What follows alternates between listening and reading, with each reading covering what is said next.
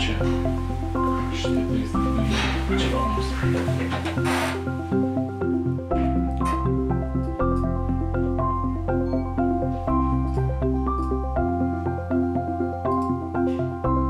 Rašyti knygas idėja kilo iš niekur.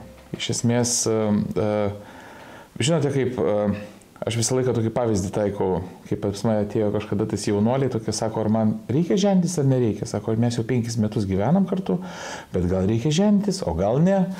Tai aš sakiau, tikrai nesiženykit, nes žentis reikia tada, kada negali nesiženyti. Knyga irgi jinai ateina iš kažkur tais ir ateina momentas, kada tu negali neparašyti. Yra tos mintis, pradžioje gimė kažkokios mintis ant lapukų, ant šalituvų, ant kažkokių užrašų knygelių, o paskui atsirado knyga ir jinai kaip jau atėjo, tai rašiau nuo ryto iki vakaro ir jinai tiesiog pasirašė ir užsibaigė. Tai aš galvojau, kad tai bus viskas, tačiau praėjo 14 metų ir vėl atėjo, kita knyga atėjo. Ir aš dabar turiu 2 knygelės parašęs, tai aš vieną vadinu, kad labai geras vadovas, jeigu žmogus norėtų žengti į kelią į save, į ieškojimus, kada jam jau nebeužtenka to paprastos buities, barščio ant stalo ir kažko nori daugiau. Jis supranta, kad yra kažkas daugiau, kad nėra baigtinio. Tai pirma knyga labai kviečia į tą kelionę ir jinai daug pavyzdžių turi mano kelionės, kaip aš į kelią ėjau. O antra knygelė gimė ir jinai čia toksai priešprieša visiška žmonėms, kurie nori pabaigti kelionę. Žmonėms, kurie jau pavargo nuo dvasinių praktikų, nes tas iš tikrųjų ieškotojas, kuris ieško Dievo, kuris ieško ramybės, palaimos, nušvitimo, jisai eina per visur, nes tada asmenybė nori visko, jinai alkana, jinai eina ir į visokius meditacijas, jogas ir guru atvažiuoja į miestą, jisai būtinai tenais papuls, arba per pusę pasaulio skrenda kitur ir kažkada ilgainiui tu supranti, kad tu vis tiek neradai to šaltinio. Ir antra knyga būtent apie tai pasakoja, kaip sustoti, kaip suprasti, kad tu jau esi pats šaltinis.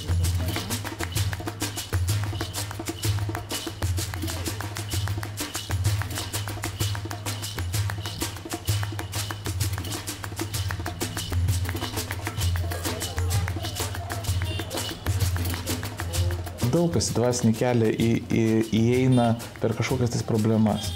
Labai mažai žmonių ateina į dvasinį kelią ir pradeda savęs ieškoti, kada viskas labai gerai. Kada viskas labai gerai sekasi, kada pinigai lyja, meilė, sveikata, visi.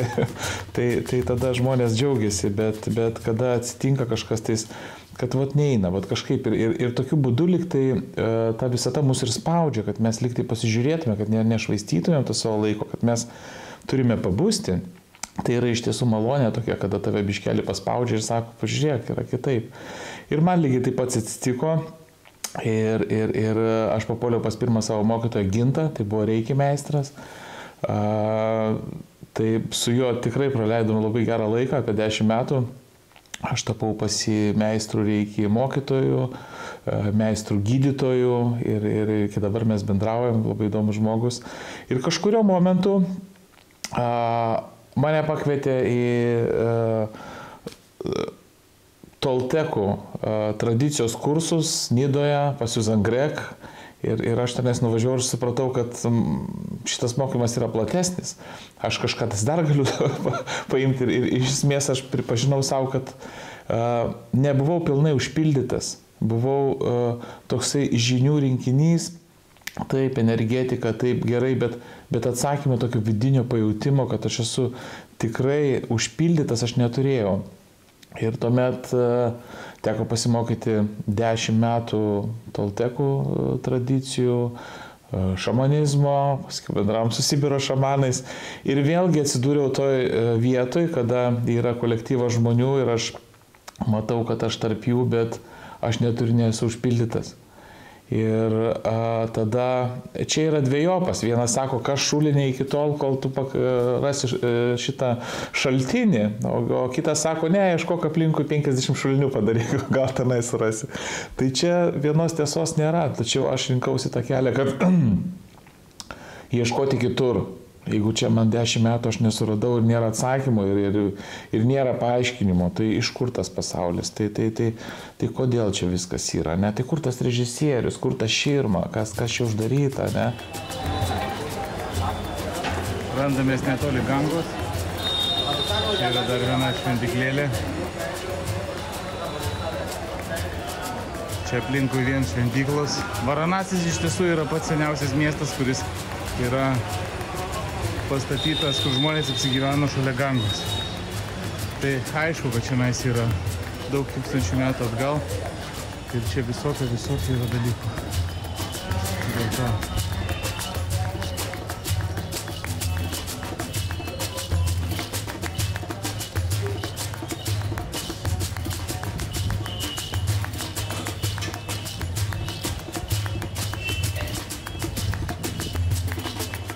Varanasija, šventajame Indijos mieste, kur žmonės plūsta, kad išsivalyti karmos minusus, visas miestas šventai tom tiki ir tas šiek tiek priverčia irgi patikėti. Gyvenimas yra viskas įskaičiuota. Reiškia, su visom gerom emocijom, su blogom emocijom. Ir aš tik tai, yra toksai supratimas, kad jeigu aš kažką tais pasieksiu ir suprasiu, ten atmedituosiu dar kažkaip tais, tada pas mane lydės tik tai geros emocijos, ne? Blogų emocijų nebebus. Tai yra netiesa, nes gyvenimas jisai yra koks yra. Jisai toksai ir liks. Žinote turbūt visi tą patarlę, kad žmogus nešiojo malkas, kapojo malkas, nešiojo vandenį, staiga nušvito ir toliau kapojo malkas ir nešiojo vandenį. Tai yra labai aiški žinia, kad nieks nepasikeis. Ir laisvė yra ne tame, kad tu dabar geras emocijas turėsi tik tai. Laisvė bus tame, kad vertintojas, kuris dalino į geras ir blogas emocijas, jisai pats pasitrauks į šoną. Ir čia ateina laisvė. Geros emocijos jos ateina ir išeina. Blogos emocijos jos ateina ir išeina. Aš visą laiką patariu ieškoti tos vietos, kuri neateina ir neišeina. Kas yra pastoviai čia. Nes šiandieną žmogus sako, atsibudo, rytoj vėl užmigo. Šiandieną jis laimingas, rytoj vėl laimingas. Tas, kas gali atsibūsti, tas rytoj vėl užmigs. Tai yra tiesa. Priėjome Gangą ir čionais jau yra šventa upė, kur galime išsimaudyti, lygiai taip pat nuprausiamas visos kaltės, visi karmos minusai. Kaip matome, indai labai yra religingi ir lenda labai noriai į Gangą.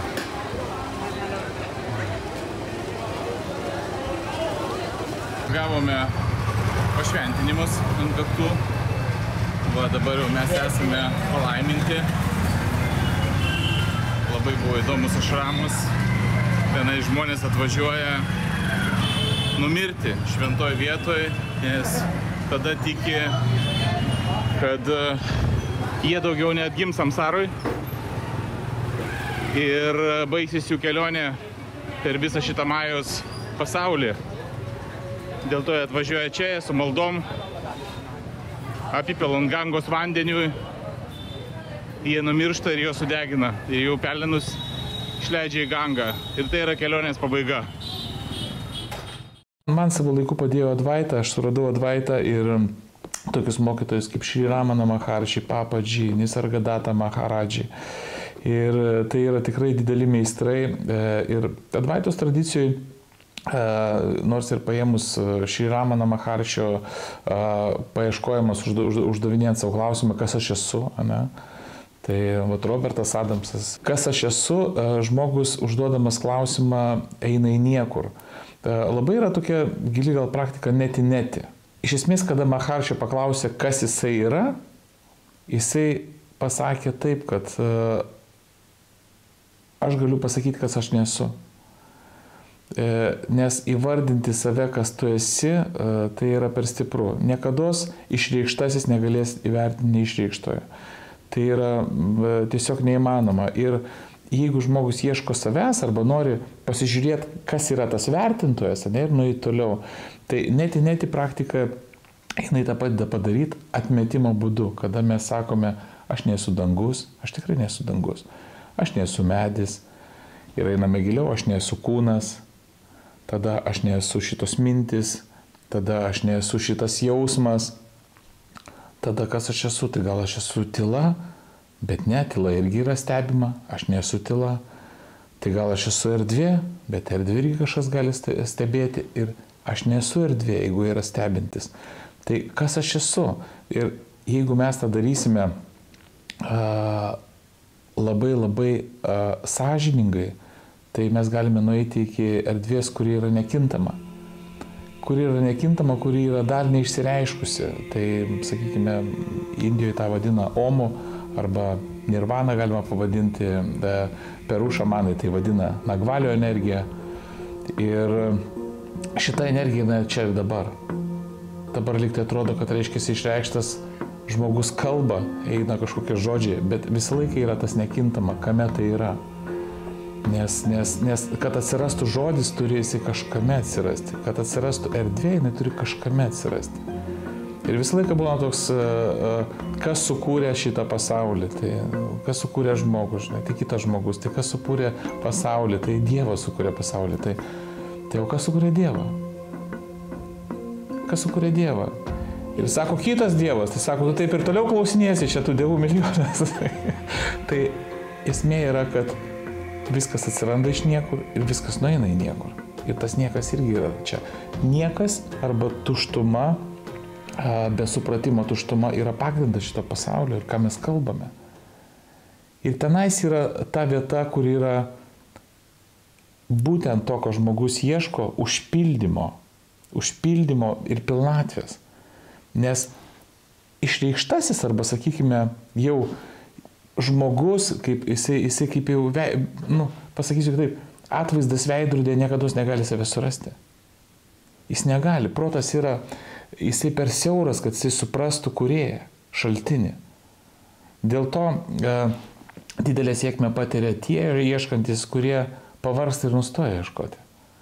Kad sako, aš viską, pavargau, aš žinau ne vieną istoriją, kada žmogus 30 metų sėdėjo, meditavo, skaitė, žiūrėjo kvėpavimus įvairius darė ir sako, aš pavargau, aš mesiu šitą kelią. Ir šast, ir buda. Ir viskas, ir tas pasibaigė, nes kol yra ieškotojas, tol jisai pats savo trukdo, reiškia, pamatyti tiesą.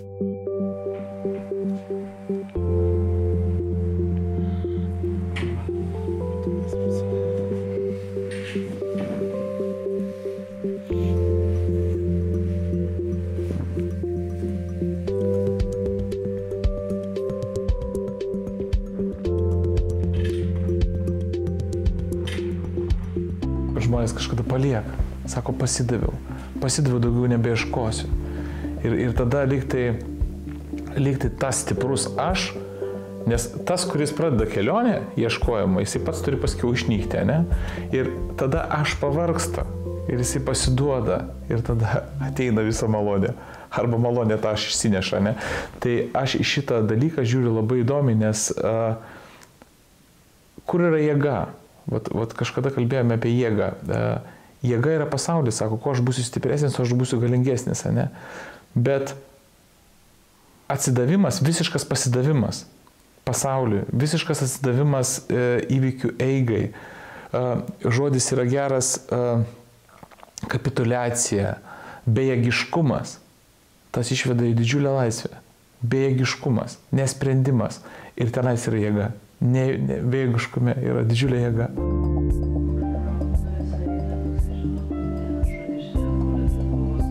Jeigu aš žodžiu pasakoju apie tą raudoną jaguarą, ne? Tai čia yra raudono jaguaro lazda. Čia yra tolteko indienų mokymai arba tolteko tradicijoje. Kiekvienas mokinys turi, reiškia, pasidaryti savo raudono jaguaro lazdą, kuris simbolizuoja, kad jis yra dabar kelyje. Jėgos lazda. Kada užpuola protas, mes tokią frazę naudojame, užpuolė protas. Tai yra tos visos psichozės ir taip toliau. Yra vienintelis dalykas, kad mes tikime tai, ką tas balsas galvoje mums sako.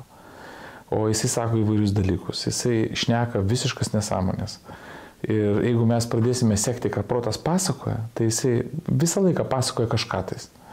Ir šitoj vietoj psichozės atsiranda tada, kada protas jau ypatingai toksai pasidaro stiprus ir jisai pasakoja blogus dalykus. Ir jisai pasakoja, kaip bus, nes protas jisai visą laiką yra praeity ir ateity. Jisai visą laiką vaikšto, jisai, reiškia, istorijas kūrė. Bet jisai niekada nebūna čia, nes blogiausias dalykas proto yra nieko neveikti. Vien tik tai pamačius mes galim pamatyti proto iliuziškumą. Jisai nėra tikras. Ta energija, jinai naudojasi tavo pamatu ir sako dar, kad tai esi tu. Protas, įdomus pavyzdys, protas, pavyzdžiui, niekada neateina ir nesako, Sauliau, einame į lauką. Jisai sako, klausyk, einu į lauką. Ir atrodo, kad čia mano mintis. Aš vedantuose yra vagis. Aš. Mintis aš yra kaip vagis piešiama, nes mintis tiesiog eina, bet aš sako, čia mano mintis. Pasaulis tiesiog gyvena pats, nėra gyventojo, žinai, pasaulis gyvena pats save, gyvenimas gyvena pats save, bet aš gyvenu gyvenimą. Va dabar ranka pati pakilo, bet aš pakėliau ranką, suprantat? Ir mintis yra pagrindinė proto, mintis yra aš, už ko jisai kabinasi. Ir link ko aš vedu. Psichozės, neurozės, tai yra, jos yra iliuzinės, bet tą reikia pamatyti. Ir kada žmogus gilinasi į save, pradeda, pirmas toksai etapas, jisai pradeda matyti mintis. Nes daugam būna tai naujas dalykas, sako, tu matai savo mintis, nematau savo minčių. Bet kada atsiranda nauja tokia kultūra, kada žmogus gali pamatyti mintis, jisai žiūri, mintis atėjo, žinai, pikta, gera mintis, smagi, nesmagi, po kol kas yra dar vertintojas, jisai nemato, kad tiesiog mintis eina, neturi užkrato blogas geras. Bet vien tik matant tas mintis, jau galima pamatyti proto iliuziškumas, ką jisai daro, ką jisai kalba. Ir ilgainiui tada žmogus gali suvokti, tiesiog ateina suvokimas, kad ta mintis yra permatoma. Ir tos mintis po biškelį mažėja, jos net nepasidaro tokios skaudžios. Jos netgi gali ir ateiti, bet sakai, aš tai netikiu. Tai vienas jau toks jau pažengęs, ne momentas. Kas čia yra? Tai ką, nėra sauso? Ai, va. Gerai. Ateik. Jo. Lygiai.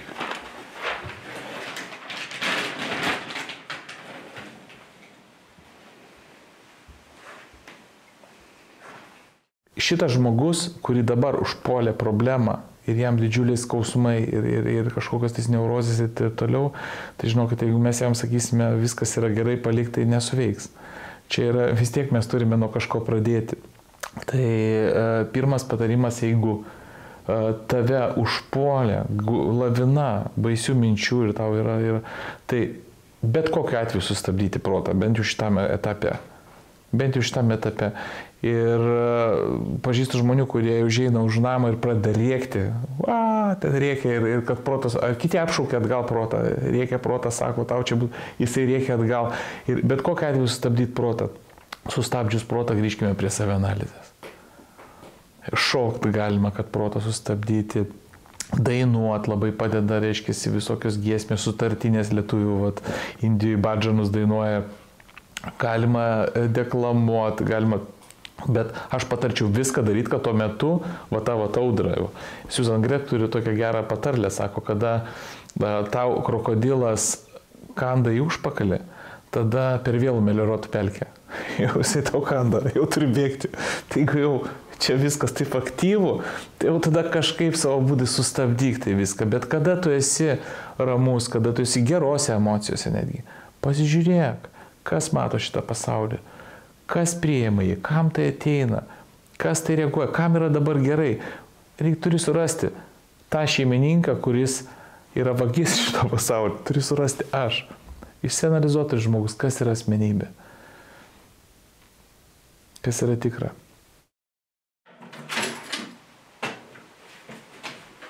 Aš čia kokį dalyką parodys nusipirkau. Žinau, per daiktas, ne? Čia. Rimti reikalai. Taip.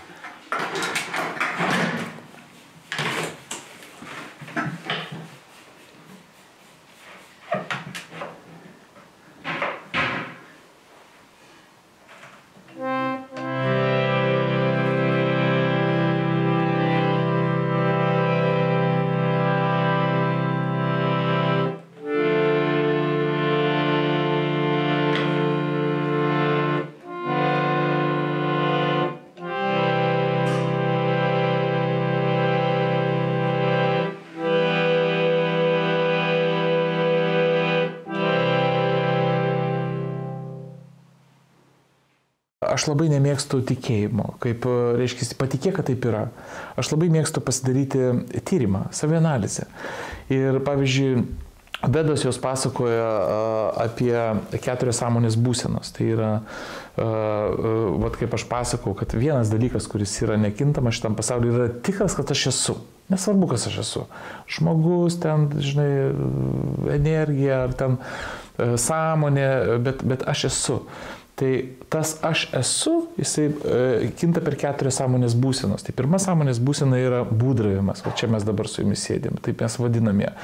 Antra sąmonės būsena yra miegas, miegas su sapnais. Tada irgi mes suprantame, kad mes jaučiame, matome ir tai sąmonė taip reiškiasi, antroji būsenai, miegas su sapnais. Trečia būsena yra miegas be sapnų. Tai mes to sapno visiškai, tada mes neatsimenam, bet tam, kad neatsiminti, irgi turi kažkas būti. Ir 4 yra būsena, yra eterio arba nirvama, omo būsena, kada visos šitos būsenos, turi būti būsena, kuriuose visos šitos būsenos yra. Tai yra 4 sąmonės būsenos. Tai dabar padalint, ar čia yra sapnas dėl to, kad jisai dabar aiškesnis, ar tenais yra nesapnas, nu, sunku tą pasakyti. Mes dabar taip susitarė, kad čia yra būdravimas. Nors jeigu mes susitiktume su sapne, mes irgi lygiai taip pat šnekėtumėm, sakytumėm, jo, mes dabar būdravime. Ir tai yra tikra, ir tai galima patikrinti, kiekvienas gali tai patikrinti. Ar taip tikrai yra, ką aš sakau.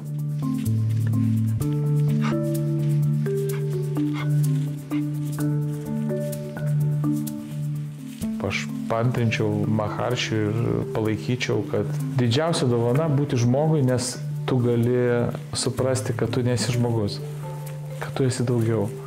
Tai kaip sako, kad žmogus tik tai turi tokią galimybę, kad gyvūnai lyg tai neturi tokios galimybės suprasti. Ir didžiausias darbas, ką žmogus gali padaryti, tai netgi ir gyvenimo tikslas pačio žmogaus galėtų būti atrasti save, ne, atrasti tą didį, kas yra. Bet kiek žmonių užsiduoda to klausimo, šią dieną labai mažai užsiduoda to klausimo, kas čia sakė iš tų indų mokytojų, kad tikriausiai iš milijono gal vienas užsiduoda klausimų, kas jis yra, kas yra Dievas, taip toliau. Ir iš dar tų visų milijonų vienas tik supranta paskiau ant galo, ne? Kas ten yra.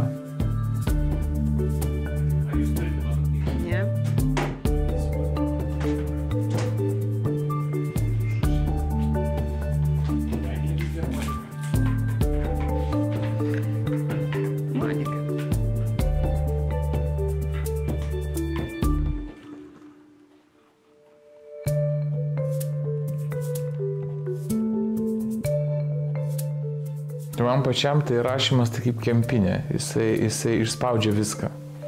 Jeigu pradedi rašyti mintį, tai jinai kaip taip išspaudžia, kad net galvoju, eik tu savo, aš net taip negalvojau, gerai kaip čia parašiau. Tai rašymas toksai yra, jisai turi tų tokių momentų, o tikriausiai patarčiau eiti iki galo ir nepasiduoti. Aš ten ir knygose aprašau tokių momentų, kada ėjo kolegos kartu ir jie kažkurio momentu pasidavė. Maja turi labai gražių žaisliukų, jie turi gražių mašinų, spalvotų drabužių ir gražių santykių, kur žmonės jau lyg tai gauna ir daugiau neįdomus dvasingumas, ne? Tas dvasinis kelias. Ir aš tai kvieščiau visgi, vat, kaip tai yra indų istorija. Ne? Aš galiu papasakoti, kada pakvietė Dievas žmogų pas save ir padovanos jam visą karalystę. Ir žmogus labai apsidžiaugia ir eina. Ir priejo jau tos kalnus, kur čia jau tas Dievas gyvens ir apačioje labai gražus rožynai. Ir jisai sustojo prie tų rožynų ir jam tai patiko, užbūrė kvapas ir rožės ir spalvos. Ir ten 100 metų prabuvo. Ir paskui prisiminė, kad į Dievas kvietė ir įėjo į vidų ir tenais fontanai gražiausiai ir moteris ten šoka ir muzika dieviškais tokios negirdės.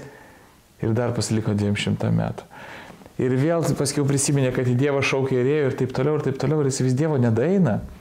Ir tai rodo apie mūsų tą ieškojimą, kada žmogui mes kalbėjome, sunkiau ar ką jisai kviečiasi kažkokiu aukštesnių pagalbų arba bando ieškoti.